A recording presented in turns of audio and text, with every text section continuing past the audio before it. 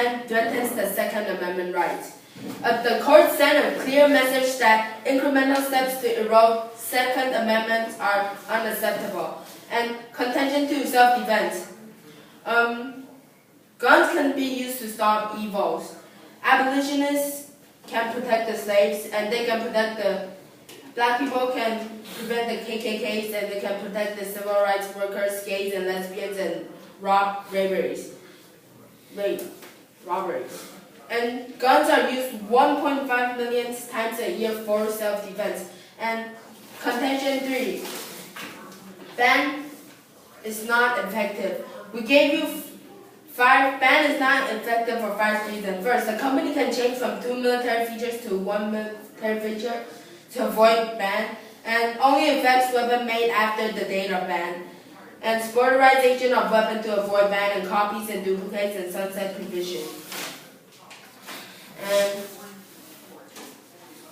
other countries supplies Mexico's drug cartels with assault weapons. Law Economist, author 2010.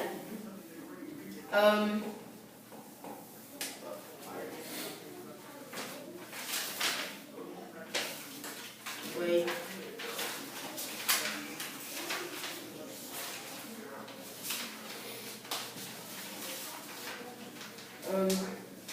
Machine guns in Mexico originate from China, Israel, and South Africa. It is hard to believe that Mexico drug cartels would want to look like a military-style weapons from the U.S. when they can get the real military weapons elsewhere. And homicide rate is falling in Mexico since 1997. Law Economist and author 2010. Carter will want to blame his country's rising crime rate on the U.S., but it's simply not true. Mexico homicide rate fell by 15.8 homicides to less than 10. The 2007 and 2008 homicide rates were both lower than the rate in 2004. And my opponent also says that the Miller decision is right, but the Miller decision is way long ago in the 1960s, and the Heller decision and the McDonald's decision is in 2008 and 2010. So McDonald and Heller should be the president, not Miller. And Heller recently redefined the Second Amendment, individual right possessing and carrying weapons, and was affirmed 2 years later in McDonald versus City of Chicago, applying the individual right to bear arms to all 50 states. In the evidence, it says that incorporate the individual right to keep and bear arms established in Heller to all 50 states. So Heller should be the president in all 50 states. And homicide answer: the murders and violence crime rates are declining. My partner already said it. It fell by 3.6 last year, the first drop since 1999. And my opponent says the homicide rate is decreasing, but he never answered to us that the homicide is decreasing during the ban. They said the homicide decreased after the ban, but they never respond to us that the homicide decreased during the ban. And also,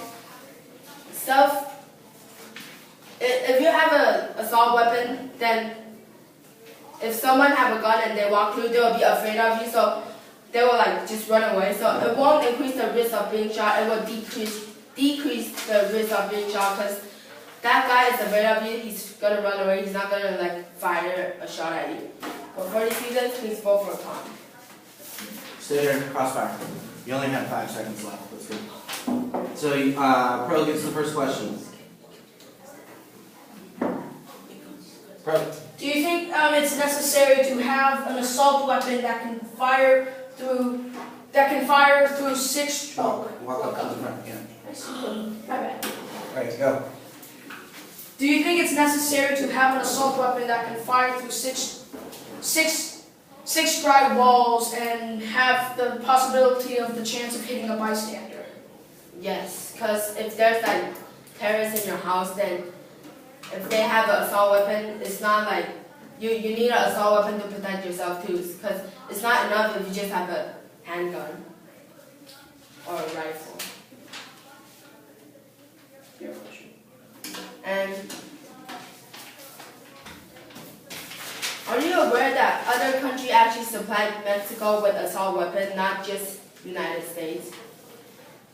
I am aware of that, but the fact that United States have some impact in Mexico and is part of that increase of crime rates. So even when we had the ban, there was a decrease in the murder rates in Mexico, and then the U.S. had some parts and is related to that in the research. Okay. Your question. Oh. Additionally, do you think that it is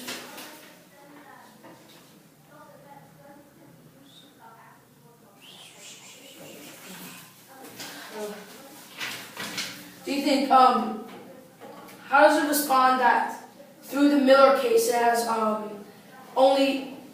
not fully it only changed the Second Amendment in a way that it only restricts dangerous and unusual weapons such as assault weapons that can cause weapons of mass destruction?